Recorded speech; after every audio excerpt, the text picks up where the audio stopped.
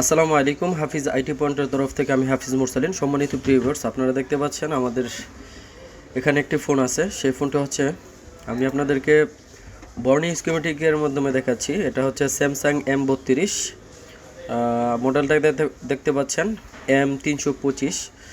তো এটা দেখানোর একটাই উদ্দেশ্য, এটা হচ্ছে আপনার এফআরপি লক আছে। সো এফআরপি লকটি আসলে এখন ওইভাবে খোলা যাচ্ছে না, এখন 2026 সাল। তো এখানে সিএমডি, তারপরে ডাটা জিরো, তারপরে সিএলকে, এই তিনটা লাইন আছে। এই তিনটা লাইন আমরা বোর্ডে কানেকশন দিয়ে নিয়েছি। তো আসলে ভিডিও পারপাসের কারণে আমরা সেই বিষয়গুলো আগেই করেছি। তো এটা কাজ করব F64 দিয়ে। আপনারা দেখতে পাচ্ছেন আমাদের ইএমসি কানেক্টেড সাকসেসফুলি, এটা হয়ে গেছে। তো হয়ে যাওয়ার পরে এখন আমরা পার্টিশনে আমি আপনাদেরকে দেখাচ্ছি। তো পার্টিশনে গেলে তারপরে এখানে আমাদের সিকিউরিটি সব কিছু দেখাচ্ছে, বুট এ বুট বি, ইউজার ডাটা সব কিছু, সমস্ত কিছুই এখানে দেখা যাচ্ছে। তো এফআরপি লকটিতে আমরা ক্লিক করব জাস্ট, তারপর ফরম্যাট এফআরপি পার্টিশন আমরা ইয়েস করে দিব।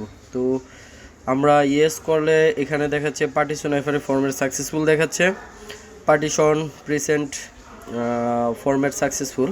তো টাস্ক ডান। আমি আবার রিলোড করে আপনাদেরকে দেখাচ্ছি। এটা আইসিটা কিন্তু এখান থেকে চলে গেছে, আপনারা দেখতে পাচ্ছেন। আইসি আবার কানেকশন হবে।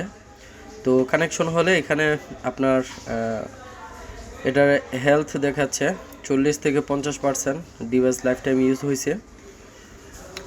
তো অটোমেটিক সেভ।